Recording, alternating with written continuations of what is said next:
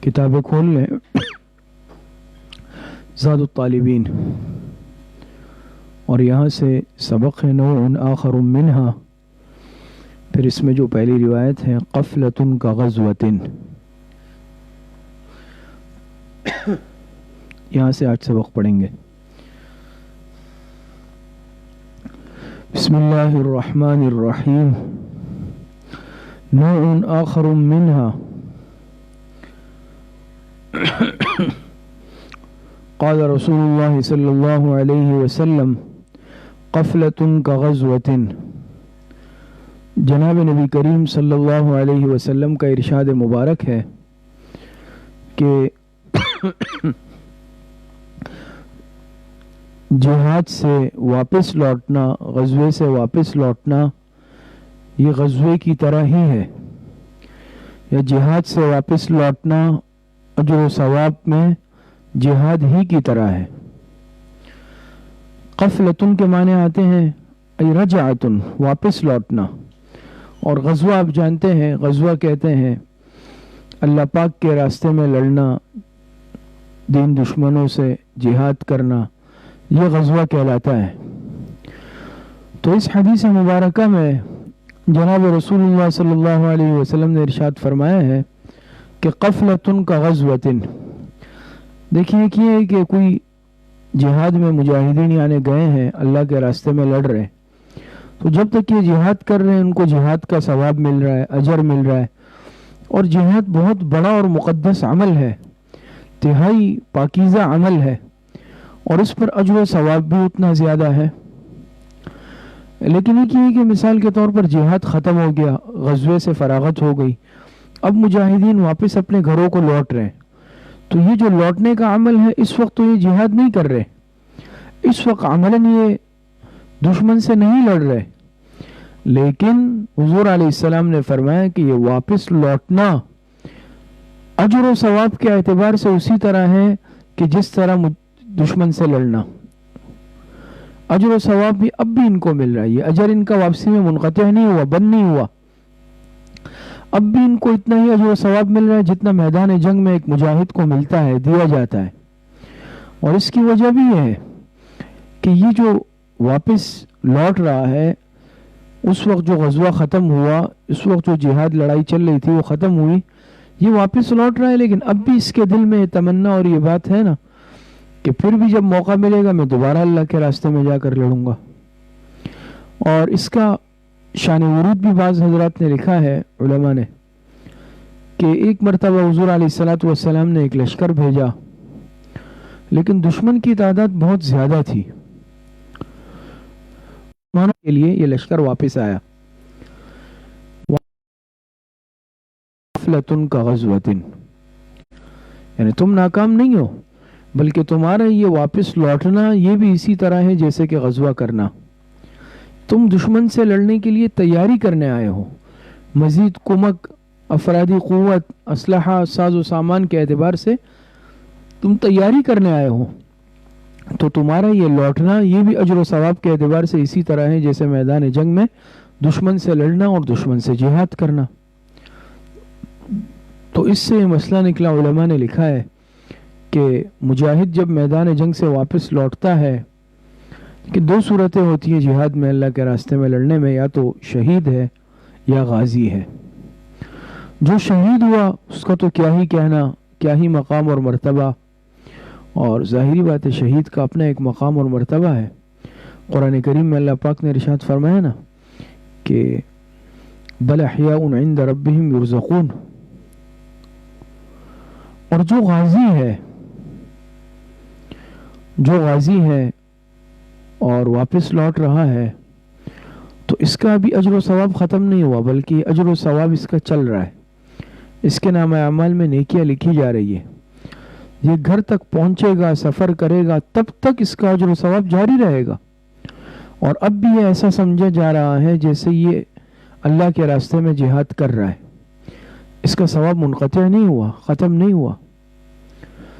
تو آپ علیہ السلام نے ارشاد فرمایا قفلۃ کغزوۃ، چاہے انسان جہاد سے فارغ ہو کر واپس لوٹ رہا ہے، یا بعض دفعہ ایسا ہے نا کہ بھئی دشمن کی تعداد زیادہ ہے، یا مزید تیاری کے لیے مسلمانوں کا لشکر واپس لوٹ رہا ہے، جنگی حکمت عملی بنانے کے لیے واپس لوٹ رہا ہے، تو یہ سفر بھی ان کا کوئی ایسے ہی نہیں ضائع جائے گا، بلکہ ایک ایک قدم پر اس میں بھی نیکی ملے گی۔ اب بھی انہیں یعنی مجاہد ہی لکھا جائے گا، اور اب بھی انہیں ان کے نامہ اعمال میں وہی اجر و ثواب لکھا جائے گا جو اللہ کے راستے میں لڑنے والے کے لیے لکھا جاتا ہے۔ تو اس سے اندازہ ہوتا ہے جیسے ایک انسان حج کر کے واپس آئے تو جب تک حاجی واپس آتا ہے اس کا ثواب اس وقت تک منقطع نہیں ہوتا، نامہ اعمال میں لکھا جاتا ہے۔ تو بہرحال اس حدیث سے معلوم ہوا جہاد کی اہمیت، فضیلت، اجر و ثواب سب کے سب اس سے معلوم ہوتا ہے۔ اس کے بعد دوسری روایت ہے، یہ پڑھتے ہیں۔ بسم اللہ الرحمن الرحیم۔ قال رسول اللہ صلی اللہ علیہ وسلم مطل الغنی ظلم۔ جناب نبی کریم صلی اللہ علیہ وسلم کا ارشاد مبارک ہے کہ مالدار آدمی کا ٹال مٹول کرنا یہ ظلم ہے۔ مطل کہتے ہیں ٹال مٹول سے کام لینا، کسی معاملے کو ڈیلے کرنا، ٹال دینا۔ غنی کہتے ہیں مالدار کو، اور ظلم آپ جانتی ہیں ظلم کو کہتے ہیں۔ مطل الغنی یہ ظلم، کیا مطلب؟ کوئی انسان کسی سے قرضہ لیتا ہے، کوئی ادھار کا معاملہ کرتا ہے، کوئی لین دین کا معاملہ کرتا ہے، اب ادائیگی اس کے ذمے ہے، پیمنٹ اس کے ذمے ہے۔ اب اس نے کہا بھئی میں 1 ہفتے بعد پیسے دوں گا یا 1 مہینے بعد پیسے دوں گا، اور اب اس کے پاس وہ مطلوبہ رقم آ گئی ہے، وہ پیسے آ چکے ہیں، اور جو وقت طے ہوا تھا وہ بھی پورا ہوا۔ اب اگر جس کا حق ہے اس نے مطالبہ کیا کہ بھئی میرے پیسے واپس کر دو، میری چیز واپس کر دو، میرا حق واپس کر دو، اور یہ واپس کرنے پر قادر بھی ہے، لیکن اس کا چلے بھئی کل دے دوں گا بعد میں، اور ٹال مٹول کر رہا ہے بلا وجہ، تو آپ علیہ السلام نے فرمائی یہ ظلم کے زمرے میں آئے گا۔ مطل الغنی یہ ظلم۔ چند باتیں اس حدیث میں سمجھنے کی ہیں کہ دیکھیں، ایک تو یہ ہے کہ ٹھیک ہے اس نے وقت بھی مانگا تھا، قرض بھی لیا، یا کوئی ادھار کا لین دین کا معاملہ ہے، لیکن بعض دفعہ ایسا ہوتا ہے کہ بالفرض مجبور ہے، انسان ہے، اس کے پاس انتظام نہیں ہو سکا، تو اس صورت کے اندر یہ ظاہری بات ہے اب معذور ہے، اور جو صاحب حق ہے اس کو بھی شریعت کی تعلیمات ہے کہ وہ اس کو کچھ مہلت دے دے، اس کے ساتھ نرمی کا معاملہ کر لے۔ اگر اس وقت بھی اس کا ہاتھ تنگ ہے یا اتفاق سے یہ قادر نہیں ہو سکا بر وقت ادائیگی پر، تو ٹھیک ہے اس کو مزید کچھ وقت دے دے۔ قرآن کریم میں اللہ پاک ارشاد فرماتے ہیں نا کہ فَنَظِرَةٌ إِلَى مَيْسَرَةٍ وَإِنْ كَانَ ذُو عُسْرَةٍ فَنَظِرَةٌ إِلَى مَيْسَرَةٍ، کہ اگر وہ ابھی بھی کیا ہے تنگ دست ہے تو ٹھیک ہے اس کو کچھ ہاتھ کی کشادگی تک مہلت دے دو، اور اس مہلت پر بھی اس آدمی کو اجر ملے گا جس نے مہلت دی، وقت دیا۔ لیکن دوسری طرف جس نے یہ قرضہ لیا ہے، یہ مال لیا ہے، چیز لی ہے، معاملہ کیا ہے، اس کو چاہیے کہ وہ ادائیگی کی بر وقت فکر بھی کرے، یہ نہیں ہے کہ وہ بے پرواہ ہو کر بیٹھ جائے۔ ایک صورت یہ ہے کہ اگر وہ بالکل خود سے بے فکر ہو کے بیٹھ گیا ہے، ریلیکس ہو کے کہ چلیں بھئی دیکھ لیں گے، تو یہ اس میں بھی وہ مجرم ہوگا، اس کو گناہ ملے گا کہ اس نے دوسرے کے حق کی ادائیگی کی فکر اور کوشش کیوں نہیں کی ہے۔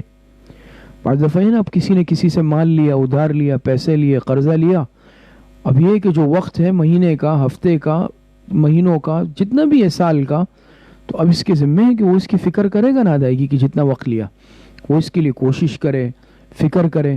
ہاں اگر اس کے باوجود اتفاق سے نہیں ہو سکا، حالات آ گئے اس پر، تو اس صورت کے اندر ٹھیک ہے اس کو گناہ نہیں ملے گا، اور صاحب حق کو چاہیے کہ مزید کچھ مہلت دے دے۔ لیکن اگر اس نے فکر ہی نہیں کی، خدا نخواستہ یہ بے فکر ہو کے پڑا رہا، جب وقت آ گیا، مطالبہ کیا گیا، تو اب کہہ رہے ہیں کہ میرے پاس نہیں ہے، تو اس صورت کے اندر بھی یہ غلط ہے، اور یہ جو ہے اس کا قصور ہے، جرم اس کا ہوگا۔ دوسری صورت یہ ہے کہ اس کا ارادہ ہی نہیں تھا، اس نے لیے کہا چلو دیکھا جائے گا۔ بعض دفعہ ہوتا ہے نا ہمارے جیسے معاشرے میں آج کل مشہور ہے کہ بھئی کسی کو دو نہیں قرض ہے، جب دو تو پھر جو ہے لینے کا سوچو نہیں، بھول جاؤ اس کو، کیونکہ آج کل یہ بھی ایک جرم بن چکا ہے کہ جو بیچارہ اچھائی کرتا ہے، بھلائی کرتا ہے اس کے ساتھ، اور اس کو دیتا ہے، وہی بیچارہ پھر بعد میں منتیں کرتا پھر رہا ہے کہ بھئی اب مجھے واپس کر دو، واپس کر دو۔ یہ یہ ہمارے معاشرے میں آج کل رواج بن چکا ہے. تو خدا نہ خواستہ اگر کسی کی نیت ہی فاسد ہے، نیت ہی خراب ہے کہ چلے لیتے وقت کہ چلے واپس کون کرے گا، بعض یہ ہے نا کہ بالکل سرے سے ان کی ڈائری میں ہی واپسی کرنا نہیں ہے، تو یہ تو بالکل ہی بدنیتی ہے اور ابتدا سے یہ گناہگار ہوگا اور دوسرے کے حق تلفی کرنے والا ہوگا اور اس کی قیامت کے دن پکڑ ہوگی سخت. تیسری صورت یہ جو حدیث میں بیان کی گئی کہ اگر کسی نے ٹھیک ہے ضرورت کے وقت لے لیا کسی سے قرضہ یا کوئی لین دین کا معاملہ کیا، ادھار کا معاملہ کیا، اور اب اس کے پاس انتظام بھی ہے. دیکھیں ایک تو اس میں ہم غلط فہمی کا بعض دفعہ شکار ہوتے ہیں کہ غنی کا معنی ہے مالدار. ہم کہتے ہیں کہ بھئی یہ تو مالدار تو میں نہیں ہوں، میرے پاس اتنا ٹھیک ہے اب اتنا مال ہے کہ میں قرضہ ادا کر سکوں، لیکن میرے پاس زیادہ ہونا چاہیے نا. حدیث میں تو آیا غنی، غنی کہتے ہیں مالدار کو. یاد رکھیں کہ یہاں جو غنی کا لفظ آیا ہے مطل الغنی یہ ظلم، یہاں پر غنی سے مراد لکھپتی کروڑ پتی نہیں ہے. یہاں غنی سے مراد یہ ہے کہ جس کے پاس وہ انتظام ہو جائے. مثال کے طور پر میں نے 10,000 روپے کسی سے لیے، اب اگر 10,000 روپے تو میرے پاس آ چکے ہیں لیکن میں اس سے کہوں یار میرے پاس یہی 10 ہے، میرے پاس اور کچھ نہیں ہے، میں کوئی زیادہ مالدار نہیں ہوں، تو یہ غلط ہے. یہ تھوڑی ہے کہ میں لکھپتی ہوں گا تب قرضہ واپس کروں گا. میرے پاس جتنا مجھے دینا ہے، میرے ذمے دوسرے کا حق واجب ہے، اس کا انتظام میرے پاس ہو گیا تو میں اس اعتبار سے غنی کہلاؤں گا. غنی کا مطلب یہ ہے کہ وہ اس کا قرضہ یا اس کا حق ادا کرنے پر قادر ہو چکا ہے، چاہے وہ 2 روپے ہیں، چاہے وہ 2 لاکھ روپے ہیں، چاہے 2 کروڑ روپے ہیں، کہ بس وہ میرے پاس آ جائے تو اب میں غنی ہوں اور مجھے حق ادا کرنا ہے.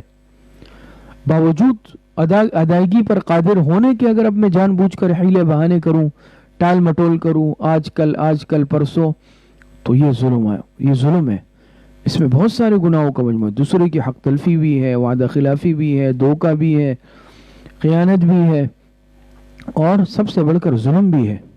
میں اس صورت کے اندر ظالم کہلاؤں گا کہ میں دوسرے کا حق ادا نہیں کر رہا. تو ادائیگی میں ٹال مٹول کرنا یہ ظلم کہلاتا ہے.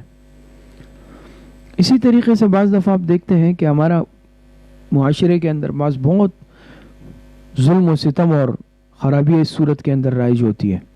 مثال کے طور پر بعض یہ اجیر ہوتے ہیں نا، بیچارے اجرت پر ملازمت کرتے ہیں، مزدوری محنت مزدوری، ہم کہتے ہیں دہاڑی دار مزدور ہے، دہاڑی لیتے ہیں دن بھر. اب اگر کسی مزدور نے مزدوری کی دن بھر اور جب شام کو ادائیگی کا وقت آیا تو ادائیگی کرنے والے، جیسے بعض دفعہ خاص طور پر یہ ٹھیکیدار طبقہ ہوتا ہے، بعض دفعہ بہت ظلم و ستم کا ارتکاب، اچھے بھی ہوتے ہیں ماشاءاللہ اس میں جو ہر ایک کے حق کا خیال رکھتے ہیں، لیکن بعض اللہ کے بندے بہت ظلم کرتے ہیں اس میں. اب وہ مزدور سارا دن اس نے محنت کی، شام کو اپنا حق لینا ہے، اس نے کہا بھائی کل آ جاؤ، پرسوں آ جاؤ، ہفتے بعد آ جاؤ. اب وہ مجبور ہے، وہ کیا کرے؟ اب وہ اس کے ساتھ نہ لڑ سکتا ہے نہ زبردستی لے سکتا ہے، مجبوراً چلا گیا بیچارہ. یہ غلط ہے. حدیث مبارکہ میں آتا ہے آپ علیہ الصلوۃ والسلام نے ارشاد فرمایا کہ آتوا الاجیر اجرہ قبل ان یجق عرفہ قبل ان یجف عرقہ، کہ مزدور کو اس کی مزدوری دے دو اس کا پسینہ خشک ہونے سے پہلے. قبل ان یجف عرقہ، عرق کہتے ہیں پسینے کو، یہ کنایا ہے کہ فوراً دے دو، جلدی دے دو، اتنا کہ ابھی پسینہ خشک بھی نہیں ہوا. یہ سرعت سے کنایا ہے کہ بھئی اس میں تاخیر مت کرو، بلکہ جیسے وہ اپنی مزدوری محنت کر لے، کام کر لے، اس کو اس کی اجرت پکڑا دو. لیکن آج دیکھیں نا کیا صورتحال ہوتی ہے، آج آ جاؤ، کل آ جاؤ، ہفتے بعد آ. وہ غریب مزدور آدمی ہے بیچارہ، بیوی بچوں کا پیٹ پالتا ہے، وہ حق بھی اس کا میں خراب کر رہا ہوں. اور بعض دفعہ تو اللہ کے بندے بعض اتنا ظلم کرتے ہیں کہ وہی لے کے بھاگ جاتے ہیں پیسے. اب وہ بیچارہ کس کے پاس فریاد لے کر جائے، کہاں جائے؟ یہ کتنے معاملات ہوتے ہیں. اور اسی طریقے سے ہمارے ہاں جو کاروبار کا معاملہ ہوتا ہے، تجارت کا، یہ تقریباً اکثر جگہوں پر دیکھتے ہیں پیمنٹ فوراً نہیں ہوتی، یہ ادھار پہ ہوتی ہے، بعد میں ہوتی ہے. خاص طور پر بعض دفعہ بڑی بڑی پیمنٹیں ہوتی ہیں، لاکھوں روپے کی ہوتی ہے. کہتے ہیں بھئی مال جو ہے نا نقد پہ کوئی نہیں خریدتا، سارا ادھار پہ جاتا ہے. اب ظاہری بات ہے بعض ایسا ہوتا ہے کہ اس پہ نقد کا معاملہ چلتا ہی نہیں ہے. بہت سارے کپڑا مارکیٹ سے وابستہ ہے، میڈیسن مارکیٹ سے، اور چیزوں سے بہت سارے معاملات ہمارے ہاں ہیں، کاروبار کی صورتیں ہیں ہمارے ہاں، تو اس میں ادائیگیاں فوراً نہیں آتی. تو بعض ساتھی، جیسے آپ نے سنا ہو، بعض ساتھی کہ ہماری پیمنٹیں روکی ہوئی ہے، اب ادائیگی کرنی ہے لیکن انہوں نے اللہ کے بندوں نے روکی ہوئی ہے. کہتے ہیں کہ بھئی ہم نہیں دیں گے، آپ ہمیں اور مال دیں، اگر آپ اور مال نہیں دیں گے ہم آپ کی پیمنٹ نہیں دیں گے. بھئی کیوں یہ پابند ہے اور مال دینے کا؟ جو پہلے دے چکا ہے آپ اس کی ادائیگی تو بر وقت کریں نا. لیکن بعض ظلم پر اتر آتے ہیں, زبردستی پر اتر آتے ہیں, کہتے ہیں کہ نہیں ہم آپ سے اور مال, اس وقت جو ہے آپ ہمیں اور مال دیں تب ہم آپ کی پہلی والی پیمنٹ کریں گے. یہ معاملہ الگ ہے, وہ الگ ہے. تو اس طرح کا ظلم کرنا, پیمنٹوں کو مہینوں تک سال ہر سال تک روکے رکھنا, اس میں پھر زبردستی کرنا طاقت کے بل بوتے پر, یہ بہت غلط بات ہے. دنیا میں انسان اگر کسی کا حق کھا لے تو آخرت میں ایک عدالت بھی تو ہے نا, اللہ پاک کا سامنا بھی کرنا ہے. پھر انسان اللہ پاک کو کیا جواب دے گا, کیا منہ دکھائے گا اللہ پاک کو؟ حدیث میں آتا ہے آپ علیہ السلام نے فرمایا اگر کوئی کسی کی بالشت بر زمین بھی قبضہ کر لے, بالشت بر یعنی معمولی سی, قیامت کے دن اس کو 7 زمینوں کا طوق پہنایا جائے گا. کتنی سخت سزا ہے. اور آج دیکھیں ہم ہزاروں کیا لاکھوں کروڑوں روپے لوگوں کے دبا کر بیٹھے ہوئے ہوتے ہیں اور کوئی فرق ہی نہیں آتا, ماتھے پہ شکن ہی نہیں آتی, سلوٹ نہیں آتی ماتھے پہ. تو بہرحال اس میں بہت زیادہ احتیاط کی اور فکر کرنے کی ضرورت ہے. تو آپ علیہ السلام نے فرمایا اگر ادائیگی پر قادر ہے کر سکتا ہے, لیکن اس کے باوجود چلیں یار پھر کر لیں گے, آرام سے کر لیں گے, یہ غلط ہے. اسی لیے علماء نے چند باتیں قیمتی لکھی ہے. ایک یہ کہ انسان, اس حدیث سے ثابت ہوتا ہے کہ بلا ضرورت قرض ہی نہ لے, ادھار کا معاملہ بلا ضرورت نہ کرے مجبوری کے علاوہ. اللہ ہے کہ بعض دفعہ انسان ہے, ضرورت ہر انسان کو پڑتی ہے, کوئی مجبوری آ گئی, ایمرجنسی آ گئی, ضرورت آ گئی, اس میں انسان کر سکتا ہے قرض کا معاملہ. تو ایک تو یہ کہ بلا وجہ نہ کرے کہ اب مجھے ضرورت بھی نہیں ہے لیکن چلے میں نے ایک عادت بنا لیا, کس سے قرضہ اٹھا لیا, لے لیا. یا بعض دفعہ ہے نا بینکوں سے لون, وہ تو سود پر, وہ تو ہے ہی ناجائز حرام, وہ معاملہ ہی ناجائز ہے, سرے سے معاملہ کرنا ہی حرام ہے. کیونکہ ظاہری بات ہے بینکوں سے اگر ہم لون قرضہ ہو تو سودی معاملہ ہوگا. یا اگر کسی فرد سے بھی کرے, بینک نہیں ہے عام, لیکن وہ آدمی اگر خدا نخواستہ سودی کاروبار کرتا ہے, وہ لوگوں کو پیسے دیتا ہے لیکن سود پر دیتا ہے, تو ظاہری بات ہے سود دینے والے پر, لینے والے پر, معاملات لکھنے والے پر, سب پر اللہ پاک نے لعنت فرمائی ہے. جو سودی معاملہ کرتا ہے, بلکہ جو لیتا ہے, جو دیتا ہے, یہاں تک کہ جو لکھ رہا ہے یا جو معاونت کر رہا ہے اس پر بھی لعنت فرمائی گئی ہے سودی معاملہ. تو وہ تو جائز ہی نہیں ہے. لیکن اس سے ہٹ کر اگر عام معاملہ ہے, معاملہ سود پر نہیں ہے, ویسے ہی قرضہ دیا یا لیا, تو انسان بغیر مجبوری کے حتی الامکان کوشش کرے کہ نہ لے, حتی الامکان یہ بوجھ اپنے اوپر نہ لے اور اپنے اوپر یہ بوجھ نہ ڈالے. بہرحال یہ بوجھ ہے. اور اگر بالفرض لینا پڑ جائے, مجبوری ہے, انسان ہے, بیماری آ جاتی ہے, کوئی معاملہ پریشانی حادثہ آ جاتا ہے, اللہ پاک سب کی حفاظت فرمائے, اگر ایسا معاملہ کرنا پڑ جائے, اس صورت کے اندر پھر کوشش کرے کہ جلد از جلد اس بوجھ سے اپنے آپ کو نجات دلا دے اور سر سے یہ بوجھ اتار دے. انسان ہے, انسان کی زندگی موت کا بھی بھروسہ نہیں. تو ایک تو اس چیز کا اہتمام کرے کہ انسان حتی الامکان نہ لے قرض, اور اگر لے لیا تو پھر اس کی ادائیگی کی بھی فوراً فکر کرے, اور جلد از جلد, جس کو کہتے ہیں نا ترجیحی بنیادوں پر, کہ ایک معاملے کو جو ہے پہلے رکھنا, جو چیزیں غیر ضروری ہے اس کو پیچھے کر دیں, اور یہ چونکہ ضروری معاملات ہے, حقوق العباد ہے, اس کو مقدم رکھ کے پہلے اس سے اپنے آپ کو فارغ کریں, پھر جو باقی دوسری ضروریات گھر کی ہے یا معاملات ہیں اس کو بعد میں رکھ لیں, غیر ضروری کاموں کو,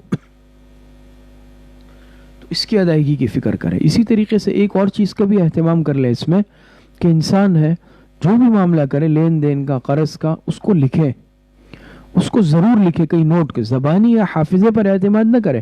بعض دفعہ ہم لیتے ہیں, دیتے ہیں, بس کہتے ہیں چلے کوئی مسئلہ نہیں ہے, بس یاد ہے, مجھے یاد ہے. یہ انسان بہت کمزور ہے اور بھول چوک ہر انسان سے ہوتی ہے. تو اب ظاہری بات ہے اگر میں بھول گیا, سامنے والے نے کل تقاضا کہ میں نے کہا میں نے تو نہیں لیے, یا اس نے کہا آپ نے اتنے لیے, میں نے کہا میں نے اتنے نہیں لیے, کم لیے, اب یہ معاملہ خراب ہو گیا نا. اب سامنے والے کا اعتماد بھی خراب ہوگا, آپس میں تعلقات بھی خراب ہوں گے. خدا نخواستہ اگر میں نے اس کا حق پورا نہیں دیا تو یہ آخرت کا معاملہ بھی بن جائے گا. ایک ایک چیز احاطہ تحریر میں لائیں اور لکھیں, اور صرف لکھے نہیں بلکہ گھر میں کوئی ایسا فرد ہے, بیٹا ہے, بیوی ہے, شوہر ہے, کوئی بھی معاملہ ہے, اس کو اس پر بتائیں بھی. انسان ہے, کل کو خدا نخواستہ اچانک انتقال ہو جائے, موت آ جائے, اب کسی کو کچھ نہیں پتا کہ بھئی کتنا لیا تھا, کتنا دیا تھا. بعض ماشاءاللہ اللہ والے نیک لوگ ہوتے ہیں, آخرت کا خوف ہوتا ہے, وہ ایک ایک چیز لکھ کے بھی رکھتے ہیں, بتا کے بھی رکھتے ہیں کہ یہ فلاں کو دینا ہے, یہ فلاں سے لینا ہے, یہ فلاں کو دینا ہے, یہ فلاں سے لینا ہے. اور ظاہری بات ہے یہ معاملہ چونکہ حقوق العباد میں آ جاتا ہے اور آخرت سے اس کا تعلق ہو جاتا ہے, اور آخرت میں ظاہری بات ہے پھر اس چیز کی پوچھ ہوگی, تو اس کو اتنا آسان نہ لیا جائے. اگر لے لیا انسان قرض, ادائیگی کی بھی فوراً فکر کرے, اور اس کو فوراً کسی ڈائری کاپی میں لکھ بھی لیں, اور کسی نہ کسی کے علم میں بھی لے آئے ضرور, کہ بھئی یہ معاملہ میں نے کیا ہے اور تم ذرا ذہن میں رکھنا، تاکہ خدا نخواستہ انسان ہے، اونچ نیچ ہو جائے، انسان دنیا سے چلا جائے تو کل کو وہ حق ادا کرنے والے پیچھے حق ادا کر دے تاکہ آخرت کا بوجھ نہ بنے۔ تیسری حدیث پڑھتے ہیں۔ بسم اللہ الرحمن الرحیم۔ قال رسول اللہ صلی اللہ علیہ وسلم سید القوم فی السفر خادمهم۔ جناب نبی کریم صلی اللہ علیہ وسلم کا ارشاد مبارک ہے کہ قوم کا امیر وہ سفر میں ان کا خادم ہوتا ہے۔ سید القوم، یہاں سید سے مراد سردار، امیر مراد ہے۔ سفر میں انسان جاتا ہے، سفر درپیش ہوتا ہے تو بہتر یہ کہ انسان کسی ایک کو امیر بنا لے۔ یہ شریعت کا اور دین کا حکم ہے، تقاضا بھی ہے کہ انسان کسی ایک کو اپنا امیر مقرر کر لے۔ مختصر سفر ہے چاہے طویل سفر ہے، بیرون کا سفر ہے اندرون ملک کا سفر ہے، کسی کو امیر ضرور مقرر کرے۔ لیکن اب امیر کی بھی کچھ ذمہ داریاں ہیں۔ آپ علیہ السلام نے فرمایا کہ سید القوم فی السفر خادمهم۔ اس حدیث کا ترجمہ دو طرح سے کیا جاتا ہے اور دو طرح سے کیا گیا ہے۔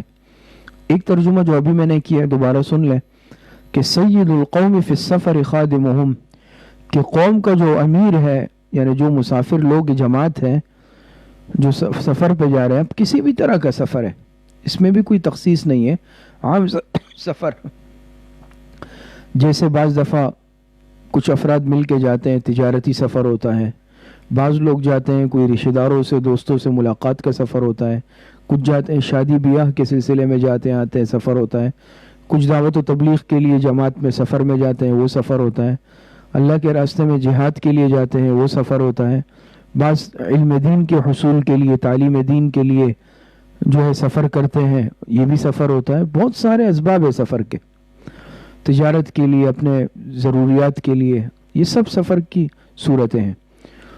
تو فرمایا ایک ترجمہ تو مطلب یہ ہے کہ سید القوم فی السفر خادمهم، کہ جو قوم کا سردار ہے، امیر ہے، جس کو امیر بنایا ہے وہ اصل میں خادم ہے وہ اصل خادم ہے، وہ اپنے آپ کو امیر نہ سمجھے بلکہ وہ خادم ہے اصل، کہ سب کی خدمت یہ اس کے ذمہ ہے۔ دوسرا ترجمہ اس کا یہ کیا گیا ہے سید القوم فی السفر خادمهم، کہ ٹھیک ہے رسمی امیر تو کوئی اور ہے، لیکن اس میں وہ شخص جس میں خدمت کا جذبہ زیادہ ہے، جو بڑھ چڑھ کر ہر ایک کی خدمت کر رہا ہے، اصل میں امیر یہ ہے، اصل میں امیر یہ ہے، یعنی رسمی طور پر امیر اس کو مقرر نہیں کیا گیا، امیر کوئی اور ہے، لیکن ایک شخص وہ جو ہر ایک کی خدمت کر رہا ہے، خادم بنا ہوا ہے، تو جو خادم بنا ہوا ہے یہ اصل میں امیر کہلانے کے لائق ہے، یہ امیر ہے۔ تو بہرحال آپ علیہ السلام نے دونوں مطلب آپ سمجھ گئے ہوں گے، دونوں ترجمے۔ آپ علیہ السلام نے ارشاد فرمایا کہ سید القوم فی السفر خادمهم، انسان میں خدمت کا جذبہ ہونا چاہیے۔ پھر سفر کا معاملہ یہ ایسا معاملہ ہے کہ ظاہری بات ہے سفر میں انسان گھر سے دور ہوتا ہے، سہولیات سے دور ہوتا ہے، رشتہ داروں سے دور ہوتا ہے، اور سفر میں ہر طرح کے لوگ ہوتے ہیں، بعض ہے کہ صحت مند ہے، بعض بیمار ہے، کوئی ایسا نوجوان ہے، کوئی بوڑھا ہے، مرد ہے، کوئی عورت ہے، تو ظاہری بات ہے اس میں سب ایک جیسے نہیں ہوتے سفر میں یکساں، طاقت کے اعتبار سے، صحت کے اعتبار سے، کسی بھی اعتبار سے، خدمت کے اعتبار سے۔ بعض وہ ہوتے ہیں کہ جو کمزور ہیں ان کو خدمت کی ضرورت ہے، بعض وہ ہیں کہ جن کو اللہ پاک نے صحت طاقت دی ہے وہ خدمت کر سکتے ہیں، اپنے آپ کو بھی سنبھال سکتے ہیں اور دوسروں کی۔ اسی طریقے سے ایک صورت سفر کی ہے کہ وہ حج یا عمرے کا سفر ہے، یہ بھی سفر ہوتا ہے نا، حج یا عمرے پر پورا گروپ چلا گیا، وہاں بھی انسان کو ضرورت پڑتی ہے معاملات کی۔ تو بہرحال جو امیر ہے، گروپ کا بڑا ہے، یہ نہیں ہے کہ اب وہ جو خود بیٹھ جائے اور آرڈر چلائے، حکم چلائے، یہ کر لو، تم یہ کر لو، تم ایسا کر لو، تم ایسا کر لو، یہ نہیں ہے، یہ امارت کا تقاضا نہیں ہے، یہ امارت اور سیادت کا تقاضا نہیں ہے۔ امارت اور سیادت کا امیر ہونے کا تقاضا یہ ہے کہ انسان میں خود جذبہ ہو، امیر سب سے بڑھ کر خود پہلے خدمت کرے، وہ ہر خدمت میں پیش ہو، اپنے آپ کو پیش کرے پہلے کہ میں حاضر ہوں، میں حاضر ہوں۔ یہ آج تو ہم اس کا غلط مطلب سمجھتے ہیں، الٹا مطلب سمجھتے ہیں کہ امیر بننے کا مطلب یہ ہے کہ اب میں حکم چلاؤں گا، اب میں آرڈر چلاؤں گا، دوسروں کو آرڈر دوں گا اور خود جو ہے پیر پر پیر رکھ کر بیٹھ جاؤں گا، خود ہلوں گا نہیں. یہ تھوڑی امیر کا مطلب ہے. دیکھیں آپ علیہ السلام نے کیا فرمایا، سید القوم فی السفر خادمہم، قوم کا امیر سفر میں ان کا خادم ہوتا ہے کہ اس میں خود خدمت کا جذبہ ہو. اور ویسے بھی خدمت ایک بہت بڑی اعلیٰ صفت ہے کہ جو انسان خدمت کا جذبہ رکھتا ہے، خدمت کرتا ہے، اللہ پاک اس کو مقامات اور مرتبوں سے نوازتے ہیں. مشہور ہے نا فارسی کا شعر، ہر کی خدمت کر دیو مخدوم شد، ہر کے خود را دیدہ محروم شد. کہتے ہیں نا کہ ہر وہ انسان جو خدمت کرے گا، خادم بنے گا، کل کو اللہ پاک اس کو مخدوم بنا دیں گے، لوگ اس کی خدمت کریں گے. لیکن ہر کے خود را دیدہ محروم شد، لیکن جو خدمت سے جی چرائے گا، اپنے آپ کو کچھ سمجھے گا کہ میں بھی کچھ ہوں، تو محروم شد، یہ بالکل محروم ہو جائے گا، کل کو یہ مخدوم نہیں بنے گا، یہ اسی طرح محروم رہے گا خدمت سے. تو مقصد یہ ہے کہ خاص طور پر سفر کا ذکر اس لیے کیا کہ سفر میں انسان کو ایک تو امیر بننے کی یا بنوانے کی ضرورت پیش آتی ہے، اور دوسرا سفر میں خدمت کے اور یہ معاملات بہت زیادہ درپیش ہوتے ہیں. کوئی ساتھی ایسا ہے جو بیچارہ اچانک بیمار ہو گیا، تو اس کی خدمت کرنا، اس کی دیکھ بھال کرنا، یہ بہت بڑا عمل ہے. سفر میں کوئی کمزور بوڑھا ہے، اس کو سہارا دینا، اس کی خدمت کرنا بہت بڑا عمل ہے. کسی کے ساتھ سامان اٹھا لیا، کھانا پکانے کا معاملہ آتا ہے، دوسرے معاملات آتے ہیں، تو یاد رکھیں جو خدمت کی صفت ہے نا، یہ بہت بڑا وصف ہے، یہ معمولی نہیں ہے. تو آپ علیہ السلام نے فرمایا کہ سید القوم فی السفر خادمہم، قوم کا جو امیر ہے نا، یہ سفر میں اصل میں یہ خادم ہے، یہ خادم ہے. آج ہم اپنے آپ کو مخدوم سمجھتے ہیں نا، جب امیر ہو جاتے ہیں ہم کہتے ہیں بھائی میں امیر ہوں، میری بات چلنی چاہیے، میری بات رد نہ ہو، نہ میں کسی سے مشورہ کروں گا تو یہ نہ ہو. اگر میں امیر ہوں تو سب کو ساتھ لے کر چلوں گا. اور دوسری بات یہ سمجھ لیں کہ سفر میں سب ایک مزاج کے لوگ نہیں ہوتے، ہر ایک کا مزاج الگ الگ ہوگا. اب ضروری نہیں ہے کہ میں اگر امیر ہوں تو میرے ساتھ ہر ایک کا مزاج ملے گا، یا میں ہر ایک سے تمنا رکھوں کہ ہر ایک میری خدمت کرے، یہ نہیں. بلکہ میں امیر ہوں تو عمارت کا تقاضا ہے کہ ہر ایک کی خدمت میں کروں، میں ہر ایک کو ساتھ لے کر چلوں، میں ہر ایک کا خیال رکھوں اور معاملات کو دیکھوں. تو کامیاب امیر، کامیاب لیڈر، کامیاب قائد ہمیشہ وہی ہوتا ہے جو سب کو ساتھ لے کر چلتا ہے، ہر ایک کی فکر کرتا ہے، ہر ایک کا خیال رکھتا ہے، ہر ایک کے جس کو کہتے ہیں نا ضروریات کا خیال رکھتا ہے، اور کسی پر اگر کوئی پریشانی ہے اس کو حل کرنے کی کوشش کرتا ہے. کوئی بیمار ہو جائے اس کی دیکھ بھال کرتا ہے، کسی کو کوئی اور معاملہ پیش آ جائے اس کو حل کرنے کی کوشش کرتا ہے. اصل امیر اس کو کہتے ہیں.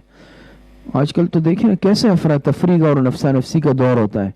سفر میں وہی اب چلو بھی میں کوشش کروں گا کہ سب سے پہلے گاڑی میں بیٹھ جاؤں، باقیوں کو سیٹ ملے یا نہ ملے. نہیں، اب اگر میں امیر ہوں تو میں دوسرے ساتھیوں کو پہلے بٹھاؤں گا، پھر آخر میں جو ہے خود بیٹھنے کی فکر کروں گا.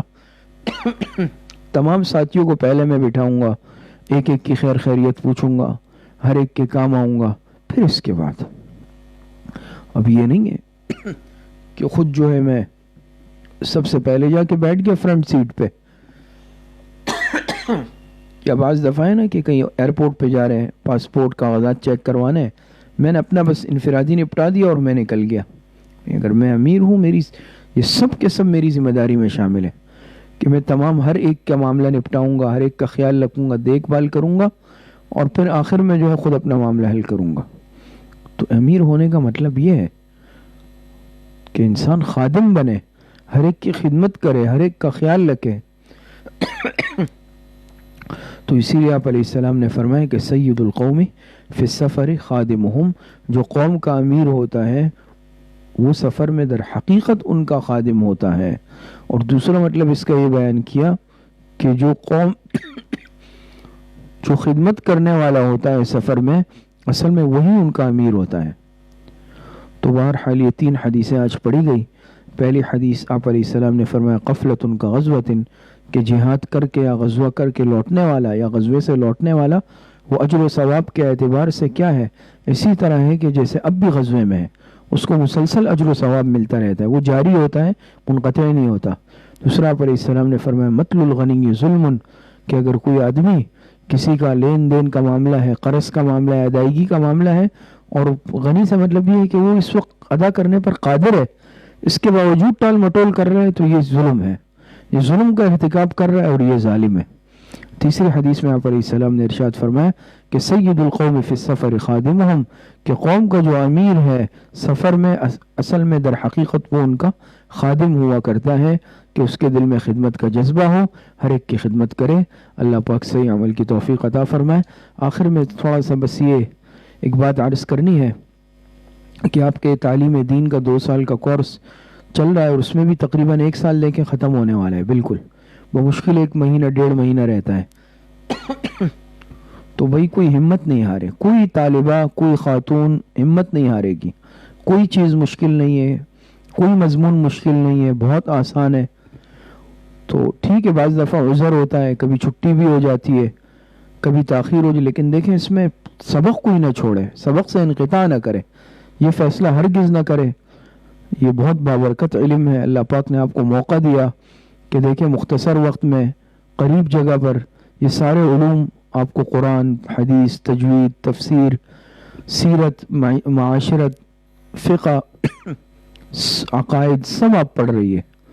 تو علم دین حاصل کرنا یہ معمولی صفت تو نہیں ہے نا، یہ اللہ پاک کا انتخاب ہے۔